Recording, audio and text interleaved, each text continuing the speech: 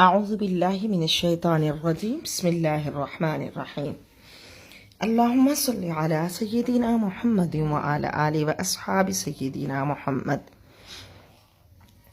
یا ایہا الناس، اے لوگو، اعبدو، عبادت کرو، ربکم، اپنے رب کی، الذی، جس نے، خلق، پیدا کیا، کم، تم کو، والذین من قبلکم، اور تم سے پہلوں کو، لعلکم تتقون، تاکہ تم پرہیزگار بن جاؤ۔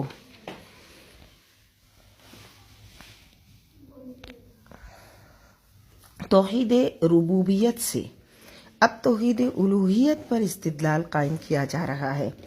اس سے پہلے اللہ رب العزت نے اپنی ربوبیت کا اعلان فرمایا، اپنی توحید کا اعلان فرمایا۔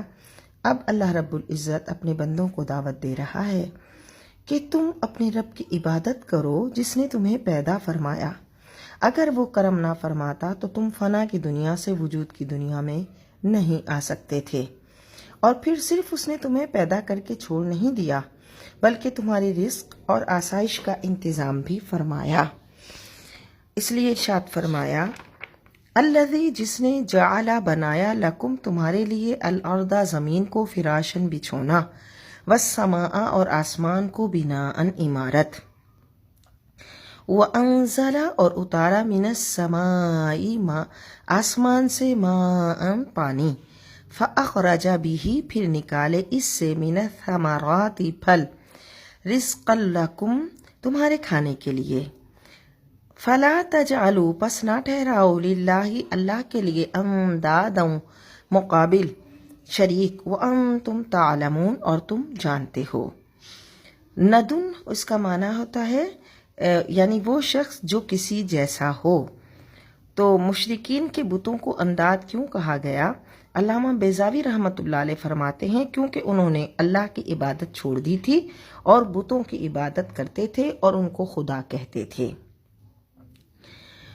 اور ان کنتم، اگر ہو تمہیں، فی ریب، شک، مما نزلنا، اس میں جو ہم نے نازل کیا، علی عبدنا، اپنے بندے پر، فاتو، تو لے آؤ، بصورت، ایک صورت میں، مثلہ، اس جیسی، ودعو، اور بلاؤ، شہداءکم، اپنے حمایتیوں کو، من دون اللہ، اللہ کے سوا، ان کنتم صادقین، اگر تم سچے ہو۔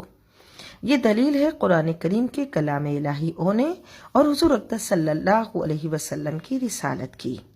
یہ چیلنج صرف عرب کے شاعروں اور جو بہت بلاغت میں ماہر لوگ تھے ان کے لیے ہی صرف نہیں تھا، بلکہ عرب و عجم کے سب منکرین کو دیا جا رہا ہے۔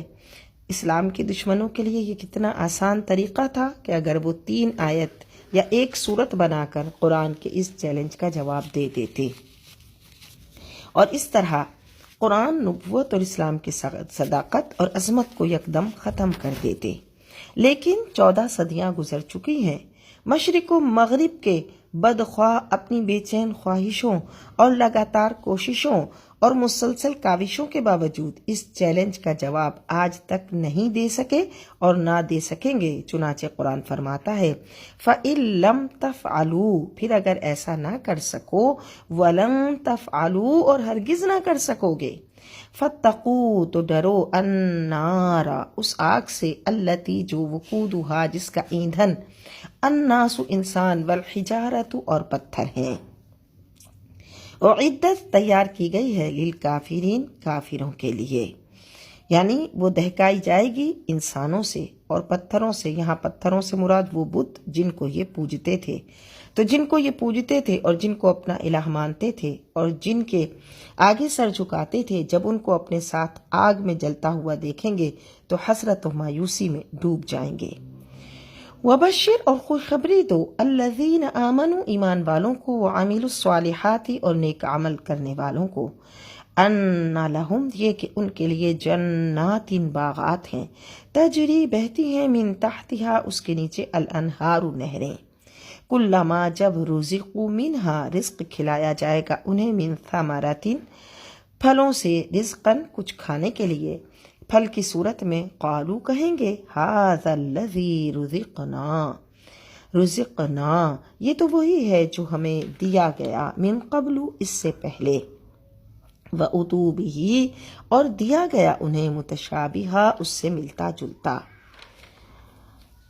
یعنی جب انہیں وہ پھل کھانے کے لیے دیا جائے گا تو وہ کہیں گے کہ ہم نے تو اس سے پہلے کھایا، کیوں؟ کیونکہ جنت کی شکلوں کی جنت کے میووں کی شکل تو ایسی ہوگی کہ جس سے وہ پہلے آشنا تھے، لیکن ان کا ذائقہ اور خوشبو بالکل نرالی ہوگی۔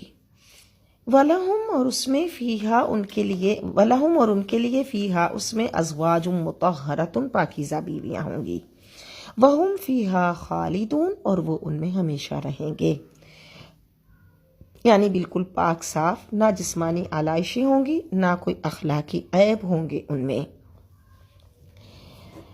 اور ان انعامات کی ایک بڑی خصوصیت یہ ہوگی کہ وہ عارضی نہیں ہوں گے، ختم نہیں ہوں گے، بلکہ اہل جنت ہمیشہ ہمیشہ ان سے لطف اندوز ہوتے رہیں گے۔ ان اللہ بے شک اللہ لا یستحیی نہیں حیا فرماتا، ان یضربا کہ ذکر کرے مثلا کوئی مثال، ما بعودتا فما فوقہا مچھر کی یا اس سے بھی حقیر ترین چیز کی۔ علامہ قرطبی رحمۃ اللہ علیہ فرماتے ہیں مقصد یہ ہوا کہ کسی حقیقت کو واضح کرنے کے لیے اگر مکھی مکڑی یا مچھر یا اس سے بھی حقیر ترین چیز سے مثال دینا ضروری ہے تو اللہ کو کسی کے اعتراض کی پرواہ نہیں، نہ وہ ایسی مثال کو ترک فرمائے گا، کیونکہ اچھی طبیعت رکھنے والے لوگ تو جانتے ہیں کہ یہ اللہ کا کلام ہے، لیکن جن کی فطرت ہی مسخ ہو چکی وہ کوئی نہ کوئی اعتراض اس میں ضرور کر دیں گے کہ یہ تو عجیب خدا کا کلام ہے جس میں مکڑی اور مچھروں کا ذکر ہے۔ فَأَمَّا الَّذِينَ آمَنُوا تو جو ایمان لائے، فَيَعْلَمُونَ وہ خوب جانتے ہیں، أَنَّهُ الْحَقُّ مِن رَبِّهِمْ کہ یہ حق ہے ان کے رب کی طرف سے۔ وَأَمَّا الَّذِينَ كَفَرُوا اور جنہوں نے کفر کیا، فَيَقُولُونَ بس وہ کہتے ہیں مَاذَا أَرَادَ اللَّهُ بِهَذَا مَثَلًا اللہ نے کیا قصد کیا، کیا ارادہ کیا اس مثال کے ذکر سے۔ يُضِلُّ بِهِ كَثِيرًا گمراہ کرتا ہے اللہ اس سے بہت سوں کو، وَيَهْدِي بِهِ كَثِيرًا اور ہدایت دیتا ہے اس سے بہت سوں کو۔ وَمَا يُضِلُّ بِهِ اور نہیں گمراہ کرتا اس سے إِلَّا الْفَاسِقِينَ مگر نافرمانوں کو۔ فسق کسے کہتے ہیں؟ عرف شرع میں الخروج من طاعت اللہ اللہ کی اطاعت و فرما برداری سے نکل جانا فسق کہلاتا ہے۔ اللہ تعالیٰ سے وعدہ کر کے توڑ دینا اور وہ رشتے اور وہ تعلقات جن کو اللہ نے معاشرتی فائدوں کے لیے قائم رکھنے کا حکم دیا ہے ان کو قطع کرنا اور فتنہ و فساد برپا کرنا۔ الذین وہ جو ینقضون توڑتے ہیں عہد اللہ اللہ کا عہد من بعد میثاقہ پکا کرنے کے بعد، باندھنے کے بعد، ویقطعون اور قطع کرتے ہیں ما امر اللہ بہ جس کو اللہ نے حکم دیا ان یوصل کہ ملایا جائے، ویفسدون فی الارض اور فساد مچاتے ہیں زمین میں، اولئک هم الخاسرون وہی لوگ نقصان اٹھانے والے ہیں۔ تو جن کے ایسے کارنامے ہوں ان کو ہلاکت و تباہی سے کیسے بچایا جا سکتا ہے؟ کیف تکفرون باللہ کیسے تم انکار کرتے ہو اللہ کا، وکنتم اور تم تھے امواتا مردہ، فاحیاکم اس نے تمہیں زندہ کیا، ثم یمیتکم پھر تمہیں مارے گا، ثم یحییکم پھر تمہیں زندہ کرے گا، ثم الیہ ترجعون پھر اسی کی طرف تم پلٹائے جاؤ گے۔ یہاں اللہ کے انعامات کا بیان مقصود ہے، تو پھر موت کا ذکر کیوں کیا؟ کیونکہ موت انسان کو فانی زندگی سے نکال کر دائمی زندگی کی طرف لے جاتی ہے، تو اس لیے موت ہزار نعمتوں سے بھی بڑھ کر نعمت ہے۔ پھر دو موتوں اور دو زندگیوں کا ذکر کیا گیا، دو موتوں اور دو زندگیوں کا ذکر کیا گیا، تو یہاں پر قبر کی زندگی مراد ہے اور اس سے پہلے والی جو انسان دنیا میں زندگی گزارتا ہے اس کی وہ مراد ہے۔ هو الذی وہ جس نے خلق پیدا کیا لکم تمہیں، خلق پیدا کیا لکم تمہارے لیے، ما فی الارض جو کچھ زمین میں ہے، جمیعا سب کا سب۔ یہاں یعنی انسان کی پیدائش اور اس کو خلیفۃ اللہ کا منصب عطا کرنے کے بعد اب ذکر آ رہا ہے کہ اس کی شرف اور عظمت کا بیان فرمایا کہ اللہ رب العزت نے تمہیں پیدا کیا اور جو کچھ زمین میں ہے یہ بیش بہا خزینے، یہ لہلہاتے کھیت، یہ رسیلے اور رنگیلے پھلوں سے لدے ہوئے سرسبز باغات، اونچے پہاڑ، گہرے دریا، رنگ برنگ پرندے، یہ سب کچھ اللہ نے انسان کی خدمت گزاری کے لیے پیدا کیے۔ اسے چاہیے کہ ان چیزوں کو اپنے تصرف میں لائے، ان سے فائدہ اٹھائے اور اپنی خدمت لے، لیکن راہ حق کو نہ بھولے، راہ حق پر قائم رہے اور جس رب العزت نے یہ نعمتیں دی ہیں اس کی پہچان پیدا کرے۔ ثم پھر استوا توجہ فرمائی الی السماء آسمان کی طرف، فسواہن تو ٹھیک ٹھیک بنایا، سبع سماوات انہیں 7 آسمان، وہو بکل شیء علیم اور وہ ہر چیز خوب جانتا ہے، وہ ہر چیز کا جاننے والا ہے۔ وَإِذْ قَالَ رَبُّكَ اور جب کہا آپ کے رب نے، للملائکۃ فرشتوں سے، انی بے شک میں، جاعل بنانے والا ہوں، فی الارض زمین میں، خلیفہ۔ اس رکوع میں ایک اور عظیم الشان احسان کا ذکر ہے۔ حضرت انسان کی پیدائش کا تذکرہ ہے۔ خالق کائنات نے جس اہتمام کے ساتھ اس پیکر خاکی کی تخلیق کا ذکر فرمایا، اس اہتمام سے کسی دوسری مخلوق کا ذکر نہیں فرمایا۔ قالو کہنے لگے، بولے، اتجعلو کیا تو بنائے گا، فیہا اس میں، من یفسدو فیہا جو فساد کرے گا اس میں، ویسفک الدماء اور خون ریزیاں کرے گا، وَنَحْنُ نُسَبِّحُ اور ہم تسبیح کرتے ہیں، بِحَمْدِكَ تیری حمد کے ساتھ، وَنُقَدِّسُ لَكَ اور پاکی بیان کرتے ہیں تیرے لیے۔ قَالَ فرمایا، انی اعلم میں خوب جانتا ہوں، ما لا تعلمون جو تم نہیں جانتے، کہ میں جانتا ہوں تم تو بظاہر ظاہری معاملات دیکھ رہے ہو، لیکن میں جانتا ہوں کہ جب میں اپنی اس مخلوق کو پیدا کروں گا تو اس میں اس مشت خاک سے کیسے کیسے علماء ربانیین پیدا کروں گا، کیسی کیسی نیک روحیں پیدا کروں گا۔ علامہ اسماعیل حقی رحمۃ اللہ علیہ فرماتے ہیں کہ انسان مختلف عناصر سے مرکب ہے، اس کی صورت کا تعلق عالم محسوس سے ہے اور اس کی روح کا تعلق عالم غیب ملکوتی سے ہے۔ صورت و روح کے علاوہ اس میں ایک پوشیدہ قوت ہے جو انوار ربانی کے فیض کو قبول کرنے کی استعداد رکھتی ہے۔ اچھی تربیت سے وہ عالم محسوس سے ترقی کر کے عالم غیب تک رسائی حاصل کرتی ہے، اور رسالت مآب صلی اللہ علیہ وسلم کی سچی پیروی سے اس پر عالم جبروت و عظموت کی راہیں کھلتی ہیں۔ وہ نور الہی جو اس اطاعت و پیروی کی برکت سے اسے حاصل ہوتا ہے، اس سے وہ جمال و جلال کے انوار و تجلیات کا مشاہدہ کرتا ہے۔ انسان کو جو صرف خاک کا پتلا سمجھتے ہیں، کاش اس کی اس حقیقت پر غور کریں تاکہ ان کو بھی اپنے بلند مقام پر پہنچنے کی تڑپ پیدا ہو۔ یہ وہ ذرہ ہے جس کے سامنے آسمان کی رفعتیں سرنگوں ہیں، یہ وہ قطرہ ہے جس میں سمندروں کی گہرائیاں ہیں۔ وَعَلَّمَ اور سکھائے، آدم کو الاسماء تمام اسماء نام، کلہا تمام اشیاء کے، یعنی اللہ تعالیٰ نے حضرت آدم علیہ السلام کو چھوٹی بڑی تمام اشیاء کے سب نام سکھا دیے، اور خلافت کے منصب کا تقاضا بھی یہی تھا کہ انہیں ان تمام چیزوں کا علم عطا فرمایا جاتا۔ جب آدم علیہ السلام کے علم کی یہ کیفیت ہے تو سید بنی آدم خلیفۃ اللہ فی العالم محمد مصطفیٰ صلی اللہ علیہ وسلم کے علوم معارف کا کیا کہنا۔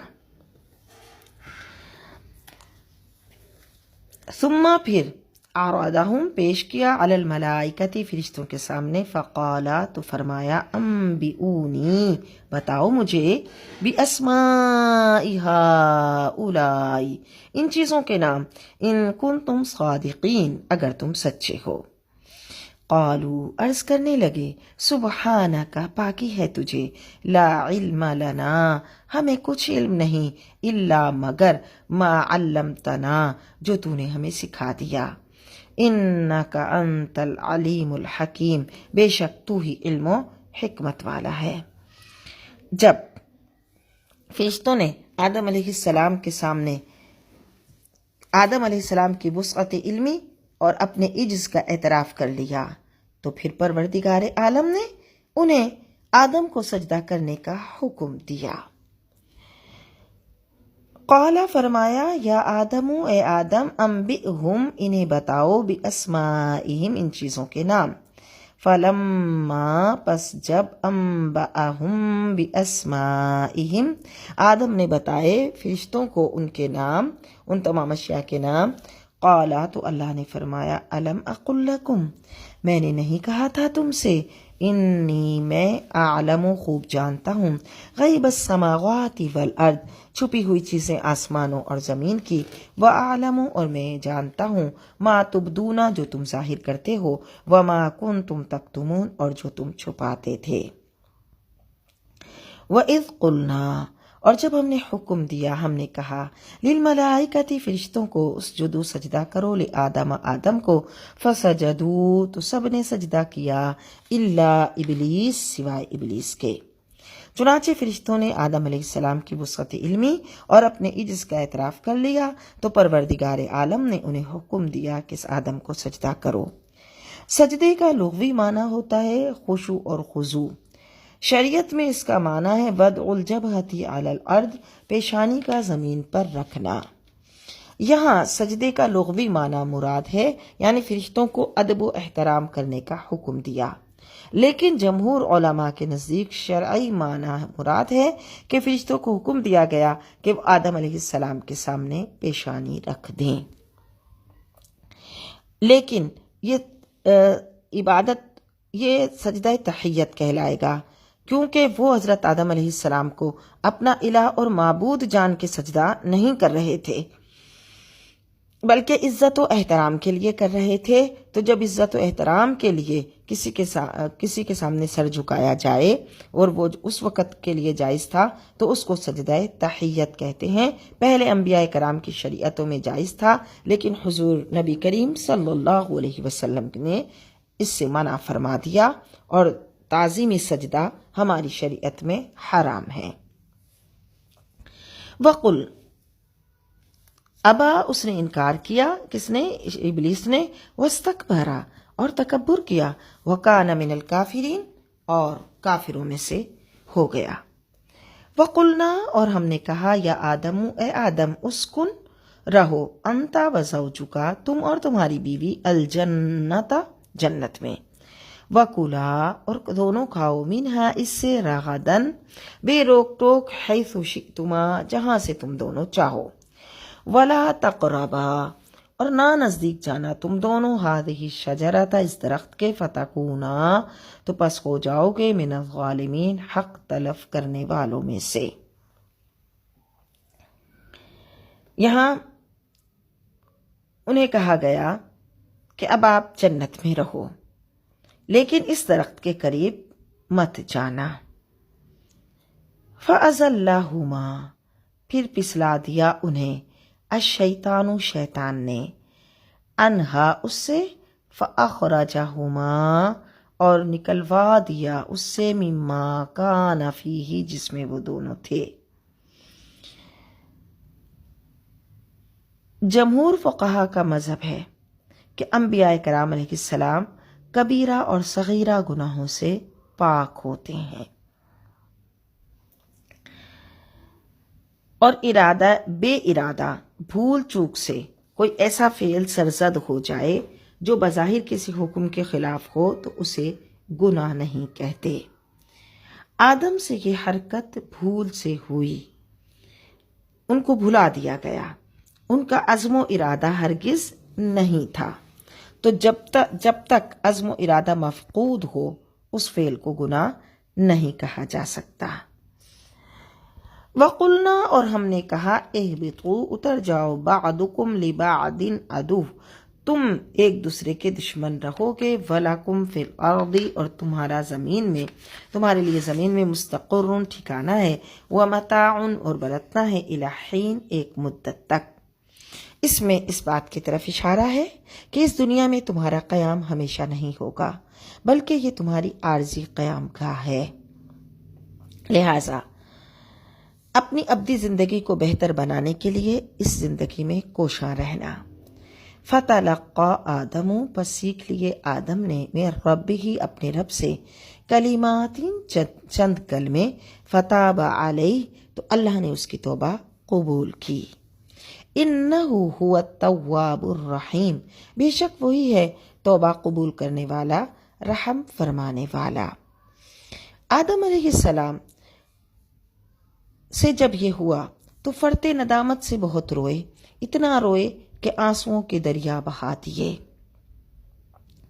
اللہ کی بارگاہ میں یہ نہ کہا کہ رب تو نے مجھے جنت سے کیوں نکالا، رب یہ کیا ہو گیا، بلکہ کیا کہا، اے میرے رب ربنا ظلمنا انفسنا. اللہ سے معافی مانگتے رہے، اعتراف کیا. چنانچہ طبرانی نے معجم صغیر میں حضرت امیر المومنین عمر بن خطاب سے روایت کی کہ آپ صلی اللہ علیہ وسلم نے فرمایا کہ جب حضرت آدم علیہ السلام سے یہ ہوا اور ان پر عتاب ہوا تو وہ اتنے حیران تھے کہ اسی حیرانگی میں انہیں یہ یاد آیا کہ جس وقت اللہ نے انہیں پیدا کیا تھا اور روح خاص ان کے اندر پھونکی تھی تو اس وقت جب انہوں نے اپنے سر کو عرش کی طرف اٹھایا تھا تو وہاں لکھا دیکھا لا الہ الا اللہ محمد الرسول اللہ، جس سے آپ نے جانا کہ یہ قدر و منزلت جس کے نام کو اللہ نے اپنے نام کے ساتھ لکھا ہے، ایسی قدر و منزلت کسی کی نہیں ہو سکتی. چنانچہ پھر آپ نے کہا اسألک بحق محمد ان غفرت لی، اے مولا میں تجھ سے محمد مصطفیٰ صلی اللہ علیہ وسلم کے صدقے التجا کرتا ہوں ان غفرت لی کہ تو مجھے بخش دے. اللہ نے ان کی دعا قبول فرما لی.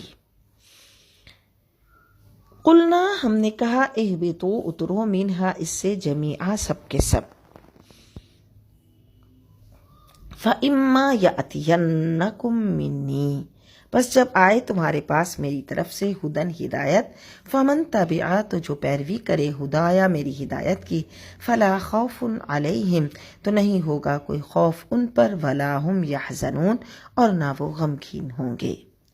والذین کفروا اور جنہوں نے کفر کیا. وکذبوا اور جھٹلایا بآیاتنا ہماری آیتوں کو.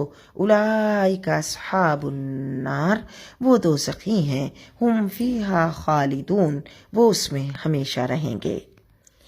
یا بنی اسرائیل اے اولاد یعقوب اذکروا یاد کرو نعمتی میری نعمت التی جو انعمتا میں نے انعام کی علیکم انعمتو میں نے انعام کی علیکم تم پر. وَأَوْفُوا اور پورا کرو بعہدی میرا عہد. اوفی بعہدکم میں پورا کروں گا تمہارا عہد. وَإِيَّايَ فَارْهَبُونَ اور مجھے سے ڈرو. اب یہاں تیسرے رکوع میں یہود کو خصوصی خطاب ہے. چوتھے رکوع میں تیسرے رکوع میں تو تمام اولاد آدم کو دعوت اسلام دی گئی اور یہ چوتھے رکوع میں یہود کو خصوصی خطاب ہے. تمام اقوام عالم میں یعنی عالم کے قوموں میں خصوصاً جزیرہ عرب کے باشندوں میں یہود کو ایک مقام حاصل تھا، ایک اہم مقام حاصل تھا. کیوں؟ اس لیے کہ 4000 سال تک سلسلہ نبوت ان میں جاری رہا. ہزاروں نبی ان میں پیدا ہوئے، جس کی وجہ سے علم و حکمت میں کوئی قوم ان کی برابری کا دعویٰ نہیں کر سکتی تھی. ان کے ارد و گرد میں بسنے والے بھی ان کے علم اور کتاب سے مرعوب تھے. لہٰذا قرآن حکیم نے یہود کو خاص طور پر اسلام کی طرف بلایا تاکہ ان کے اسلام لانے سے دوسرے لوگوں کے لیے اسلام قبول کرنے کی راہ ہموار ہو جائے، اور اگر وہ اسلام کو قبول نہ کریں تو ان کی ہٹ دھرمی کا بھی لوگوں کو پتہ چل جائے اور ملت اسلامیہ کو بھی درس عبرت مل جائے کہ دیکھو بنی اسرائیل کی داستان عروج و زوال تمہارے سامنے ہے۔ اگر اللہ تعالیٰ اور اس کے رسول اکرم صلی اللہ علیہ وسلم کی عزت و اطاعت کرتے رہو گے تو عزت و حکومت تمہاری لونڈی ہوگی، اور اگر سرکشی کرو گے تو پھر ان کی طرح تمہیں بھی صفحہ ہستی سے مٹا دیا جائے گا۔ اس لیے فرمایا کہ میری نعمت یاد کرو اے بنی اسرائیل، اور میرا عہد پورا کرو۔ حضرت سیدنا ابراہیم کے بیٹے حضرت اسحاق جو حضرت سارہ کے بطن سے تھے، ان کے بیٹے حضرت یعقوب علیہ السلام کا لقب اسرائیل ہے۔ اس کا معنی ہے عبداللہ، اللہ کا بندہ۔ اور اس عہد کی تفصیل ان کی کتابوں میں بھی ملتی ہے، توریت وغیرہ میں بھی ملتی ہے کہ اللہ تعالیٰ نے ان کو اپنی راہ، اپنی فرمانبرداری پر چلنے کا حکم دیا۔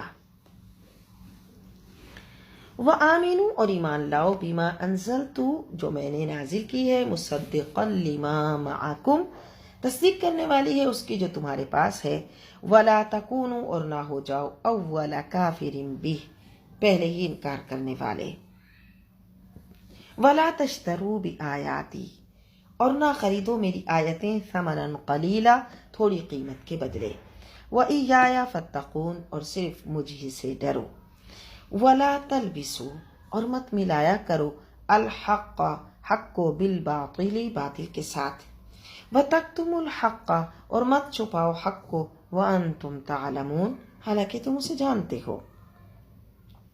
علماء بنی اسرائیل کے اسلام قبول کرنے کے راستے میں ایک بڑی رکاوٹ یہ تھی کہ وہ اس بات سے خوفزدہ تھے کہ اگر انہوں نے اپنے پرانے دین کو چھوڑ دیا اور اس نئے دین کو اختیار کر لیا تو ان کے ارد گرد جو ان کے ماننے والے ہیں، ان کے عقیدت مند ہیں، وہ انہیں چھوڑ جائیں گے۔ حالانکہ ایسا نہیں تھا، وہ اور زیادہ ان سے محبت کرنے لگ جاتے اگر یہ حق کی راہ پر چلتے۔ تو کہا گیا کہ ڈرنا ہے تو اللہ سے ڈرو جس کے قبضہ قدرت میں رزق کے خزانے ہیں، جسے چاہتا ہے جتنا چاہتا ہے عطا فرماتا ہے۔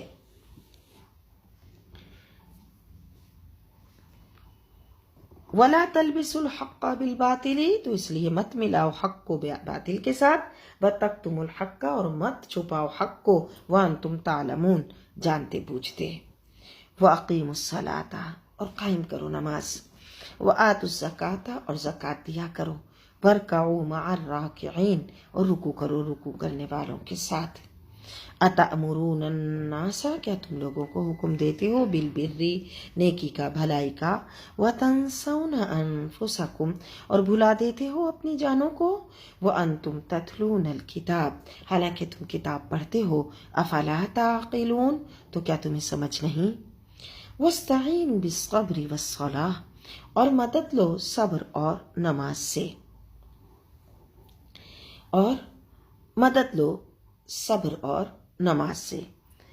وَإِنَّهَا لَكَبِيرَةٌ إِلَّا عَلَى الْخَاشِعِينَ اور بے شک یہ ضرور بھاری ہے مگر عاجزی کرنے والوں پر نہیں، یعنی جو خشوع اور خضوع سے نماز ادا کرتے ہیں اللہ تعالیٰ ان کے لیے اس کو آسان فرما دیتا ہے۔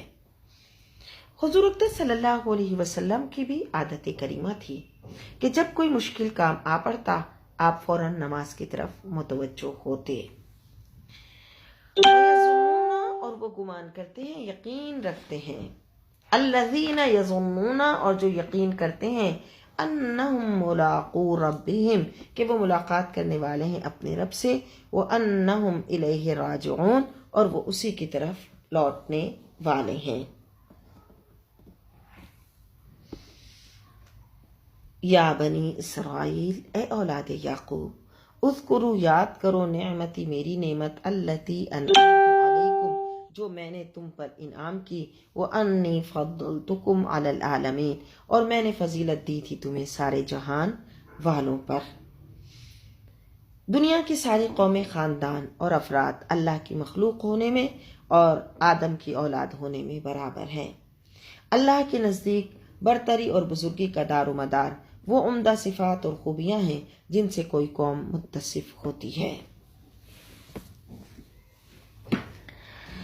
علم، حکمت اور حکومت، یہ تین چیزیں ایسی تھیں جو اپنے زمانے کے لوگوں میں بنی اسرائیل کے علاوہ کسی قوم میں نہیں پائی جاتی تھیں۔ اس لیے ان کی اس بزرگی کا ذکر کیا اور ان کی فضیلت کو بیان کیا۔ لیکن جب انہوں نے انبیاء کرام کی توہین کی، ان کی بے ادبی کی، بعضوں کو شہید کیا، تو پھر ان پر ذلت و مسکنت لازم کر دی گئی۔ واتقوا اور ڈرو یومن اس دن سے لا تجزی نفس عن نفس شیئا نہ بدلہ دے سکے گی کوئی جان کسی جان کا، ولا يقبل منها شفاعت اور نہ قبول کی جائے گی اس کے لیے سفارش، ولا يؤخذ منها اور نہ لیا جائے گا اس سے عدل کوئی معاوضہ، ولا هم ينصرون اور نہ وہ مدد کیے جائیں گے۔ دنیا میں مجرم کی رہائی کے جتنے طریقے ہیں سب کی نفی کر دی کہ قیامت کے دن ان طریقوں میں سے کوئی طریقہ کام نہیں آئے گا۔ وَإِذْ نَجَّيْنَاكُمْ مِنْ آلِ فِرْعَوْنَ اور ہم نے نجات بخشی تمہیں آل فرعون سے، يَسُومُونَكُمْ سُوءَ الْعَذَابِ وہ پہنچاتے تھے تمہیں سخت عذاب، يُذَبِّحُونَ وہ ذبح کرتے تھے، ابناءکم تمہارے بیٹوں کو، وَيَسْتَحْيُونَ اور زندہ چھوڑتے تھے، نساءکم تمہاری بیٹیوں کو، وَفِي ذَلِكُمْ بَلَاءٌ مِّن رَبِّكُمْ عَظِيمٌ اور اس میں تمہارے لیے بڑی بھاری آزمائش تھی تمہارے رب کی طرف سے، کیونکہ بنی اسرائیل میں یہ نسل کشی کا ظالمانہ طریقہ تھا کہ وہ بیٹوں کو قتل کر دیتے تھے، بیٹیوں کو چھوڑ دیتے تھے۔ وَإِذْ فَرَقْنَا بِكُمُ الْبَحْرَ جب ہم نے پھاڑ دیا تمہارے لیے سمندر، فَأَنْجَيْنَاكُمْ تو ہم نے بچا لیا تم کو، وَأَغْرَقْنَا آلَ فِرْعَوْنَ اور ڈبو دیا فرعونیوں کو، وَأَنْتُمْ تَنْظُرُونَ اور تم کنارے پر کھڑے دیکھ رہے تھے۔ جب بہت سالوں تک مظالم برداشت کرنے کے بعد موسیٰ علیہ السلام اپنی قوم کو لے کر راتوں رات مصر سے روانہ ہوئے، صبح ہوئی تو فرعون بھی اپنے لشکر کے سمیت سارے لشکر کو، مرا سرداروں کو، سب کو، قوم کو جمع کر کے اس نے حضرت موسیٰ علیہ السلام کا تعاقب کیا۔ بنی اسرائیل کا قافلہ جب سمندر بحر قلزم کے کنارے پر پہنچا تو پیچھے سے فرعون کے لشکر کی گرد و غبار اڑتی نظر آئی، گھبرا گئے کہ اب تو پکڑ لیے گئے۔ حضرت موسیٰ علیہ السلام نے اپنے عصا سے، لاٹھی سے سمندر پر ضرب لگائی، یعنی اس پر ایک مارا اس کو عصا کو، تو سمندر کا پانی سمٹ گیا اور درمیان میں راستہ نمودار ہو گیا، جس پر چل کر بنی اسرائیل بخیر و عافیت دوسرے کنارے پر پہنچ گئے۔ فرعون نے بھی اپنے گھوڑے اس میں ڈال دیے اور اس کے لیے راستہ بنا رہا۔ اب یہ جو حضرت موسیٰ علیہ السلام کے ساتھی تھے یہ دیکھ کے بڑے گھبرائے کہ راستہ تو ان کے لیے بھی ہے، لیکن جب وہ سب بیچ سمندر میں پہنچے تو پہاڑوں کی طرح تھمی ہوئی موجیں حرکت میں آ گئیں اور دیکھتے ہی دیکھتے فرعون اور اس کا لشکر غرق ہو گیا، اور یہ منظر بنی اسرائیل اپنی آنکھوں سے دوسرے ساحل پہ کھڑے ہو کر دیکھ رہے تھے۔ وَإِذْ وَعَدْنَا اور جب ہم نے وعدہ لیا موسیٰ سے 40 لیلۃً 40 راتوں کا، ثم پھر اتخذتم العجل من بعدہ اور تم نے بنا لیا بچڑے کو معبود اس کے بعد، وانتم ظالمون اور تم سخت ظالم تھے۔ ثم پھر عفونا ہم نے درگزر فرما دیا، عنکم تم سے، من بعد عنکم تم سے، من بعد ذالک اس کے بعد، لعلکم تشکرون تاکہ تم شکر گزار بن جاؤ۔ جب بنی اسرائیل غلامی کی لعنت سے نجات پا گئے اور آزادی کی نعمت ان کو حاصل ہو گئی تو حکمت الہی کا تقاضا تو یہ تھا کہ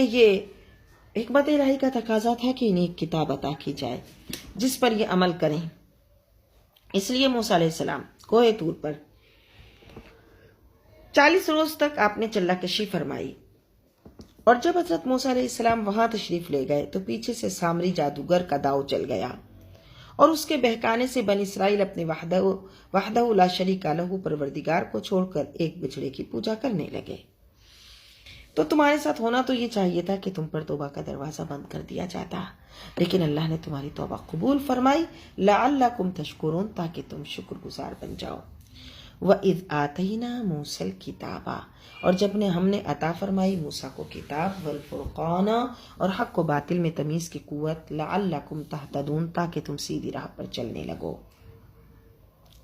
یہاں پر حق و باطل میں تمیز کی قوت سے مراد معجزہ بھی ہو سکتا ہے کہ جو اللہ نبی کو معجزہ عطا فرماتا ہے۔ وَإِذْ قَالَ مُوسَىٰ، جب کہا، اور یاد کرو کہ جب کہا موسیٰ نے لِقَوْمِهِ اپنی قوم سے، یا قومی اے میری قوم، اِنَّكُمْ ظَلَمْتُمْ أَنفُسَكُمْ تم نے ظلم کیا اپنی جانوں پر، بِاتِّخَاذِكُمُ الْعِجْلَ بچڑے کو خدا بنا کر، فَتُوبُوا إِلَىٰ بَارِئِكُمْ تو پس چاہیے کہ توبہ کرو اپنے خالق کے حضور، فَاقْتُلُوا أَنفُسَكُمْ تو قتل کرو اپنوں کو جنہوں نے شرک کیا، ذَلِكُمْ خَيْرٌ لَكُمْ یہ تمہارے لیے بہتر ہے، عِندَ بَارِئِكُمْ تمہارے خالق کے نزدیک۔ فتاب علیکم پھر حق تعالیٰ نے ان کی توبہ قبول فرمائی، انہ هو التواب الرحیم بے شک وہی توبہ قبول فرمانے والا مہربان ہے۔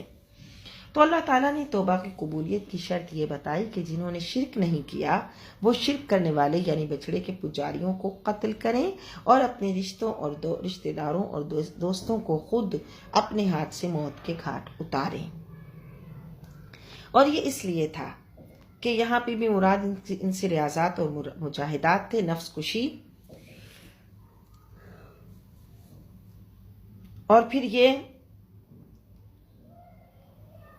کہ اگر وہ ایسا کرتے تو اللہ تعالیٰ ان کے گناہ کو معاف فرما دیتا اور بچڑے کے پجاریوں کو اپنی حماقت کا احساس ہو جائے۔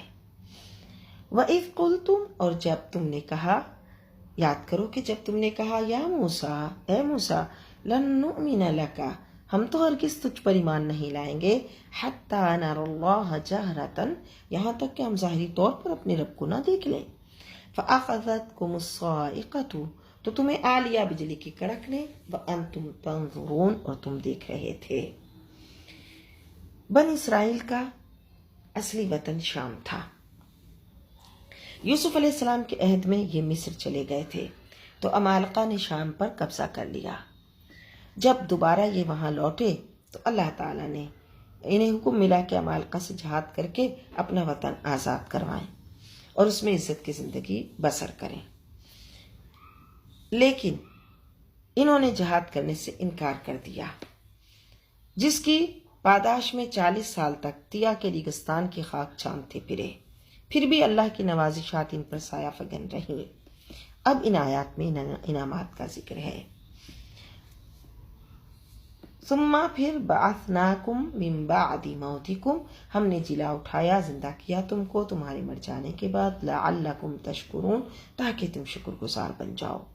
وَذَلَّلْنَا اور ہم نے سایہ کیا، علیکم تم پر، الغمام بادل کا، وَأَنزَلْنَا عَلَيْكُمُ الْمَنَّ وَالسَّلْوَىٰ اور اتارا تم پر من و سلوہ۔ کلو کھاؤ من طیبات ما رزقناکم کھاؤ پاکیزہ چیزوں سے جو ہم نے تمہیں دے رکھی ہیں۔ وما ظلمونا اور انہوں نے ہم پر کوئی زیادتی نہیں کی، ولکن کانوا انفسہم یظلمون لیکن وہ خود ہی اپنی جانوں پر ظلم کرنے والے ہیں۔ علامہ قرطبی رحمۃ اللہ علیہ لکھتے ہیں کہ اکثر مفسرین کے نزدیک من سے مراد ایک قسم کی قدرتی شکر ہے، اور سلوہ سے مراد بٹیر جو وادی سینا کا خاص پرندہ ہے۔ یہ نہایت عمدہ اور لذیذ رزق تھا جو ان کو بغیر محنت و مشقت کے میسر تھا۔ اور یہ بھی پتہ چلا وَلَكِنْ كَانُوا أَنفُسَهُمْ يَظْلِمُونَ کہ وہ خود اپنی جانوں پر ظلم کرتے ہیں۔ اس سے یہ بھی پتہ چلا کہ اگر کوئی اللہ کے احکام کی نافرمانی کرے گا تو وہ اللہ کا کچھ نہیں بگاڑ سکتا، بلکہ یہ اللہ کی نافرمانی کرنے والے اپنی ہی دنیا اور آخرت برباد کرتے ہیں۔ وَإِذْ قُلْنَا اور جب ہم نے کہا، ادخلوا داخل ہو جاؤ، هذه القریۃ اس بستی میں، فکلوا پھر کھاؤ، منہا اس سے، حیث جہاں سے، شئتم تم چاہو، رغدن بغیر روک ٹوک، وادخلوا اور داخل ہو جاؤ، الباب دروازے سے، سجدن سر کو جھکائے، وقولوا اور کہو، حطۃ نغفر لکم اے رب ہمیں بخش دے، خطایاکم ہماری خطائیں، وسنزی خطایاکم وقولوا اور کہو، حطۃ ہمیں بخش دے، نغفر لکم ہم بخش دیں گے، خطایاکم تمہاری خطائیں، وسنزید المحسنین اور ہم زیادہ دیتے ہیں نیکوکاروں کو۔ تو انہیں ہدایت فرمائی کہ جب فاتحانہ طور پر شہر میں داخل ہو تو دوسرے فاتحین کی طرح سرکش اور مغرور ہو کر داخل نہ ہونا، بلکہ عجز، تواضع اور زبان پر حتتم طلب مغفرت کی دعائیں کرتے ہوئے داخل ہونا۔ لیکن انہوں نے اس کو بھی بدل دیا۔ فبدل الذین ظلموا قولا، پس بدل دی ظالموں نے بات، غیر الذی، اس سے جو قیل لہم، انہیں کہا گیا تھا، فانزلنا، تو ہم نے اتارا، علی الذین ظلموا، ان ظالموں پر، رجزم، عذاب، من السماء، آسمان سے، بما کانوا یفسقون، اس وجہ سے کہ وہ نافرمانی کرتے تھے۔ یہاں یہ بتانا مقصود ہے کہ جب اللہ تعالیٰ کا عذاب کسی قوم پر آتا ہے تو بلا وجہ نہیں آتا، ان کی اپنی بدعمالیوں کا طبعی نتیجہ ہوتا ہے۔ اور اذ، جب استسقا، طلب کیا، موسیٰ نے لقومہ، اپنی قوم کے لیے پانی، فقلنا، تو ہم نے کہا، اضرب، مارو، بعصاک، اپنے پتھر کو، الحجر، پتھر پر، اپنے عصا کو فلاں چٹان پر، پتھر پر مارو، فانفجرت منہ، تو بہ نکلے اس سے، 12 عینا، 12 چشمے، قد علم، جان لیا، کل اناس، ہر گروہ نے، مشربہم، اپنے پینے کی جگہ، کلو، کھاؤ، وشربو، پیو، من رزق اللہ، اللہ کے دیے ہوئے رزق سے، ولا تعثوا، اور نہ پھرو، فی الارض، زمین میں، مفسدین، فساد برپا کرتے۔ جب طیہ کے ریگستان میں بنی اسرائیل پیاس سے تڑپنے لگے تو موسیٰ علیہ السلام نے بارگاہ الہی میں پانی کے لیے عرض کی تو حکم ہوا کہ فلاں پتھر پر اپنا عصا مارو۔ حضرت موسیٰ نے ایسا کیا تو اس سے 12 چشمے پھوٹ نکلے اور پانی کی قلت دور ہو گئی۔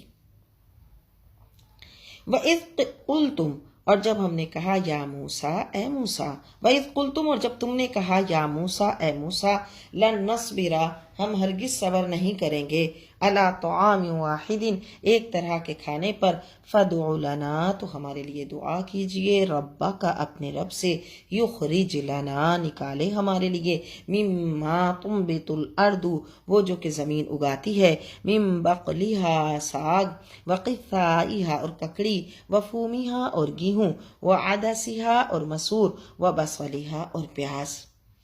قالا، فرمایا موسیٰ نے، اتستبدلون، کیا تم لینا چاہتے ہو، الذی ہوا ادنا بالذی ہوا خیر، جو ادنا ہے اس کے بدلے میں، یعنی جو ادنا لینا چاہتے ہو اس کے بدلے میں جو عمدہ ہے، ادنا لینا چاہتے ہو، الذی ہوا ادنا، جو ادنا چیز ہے وہ لینا چاہتے ہو، بالذی ہوا خیر، اس کے بدلے جو خیر ہے، عمدہ ہے، اہبطوا، اترو، مصراً، کسی شہر میں، فَإِنَّ لَكُمْ مَا سَأَلْتُمْ، تمہیں مل جائے گا جو تم نے مانگا۔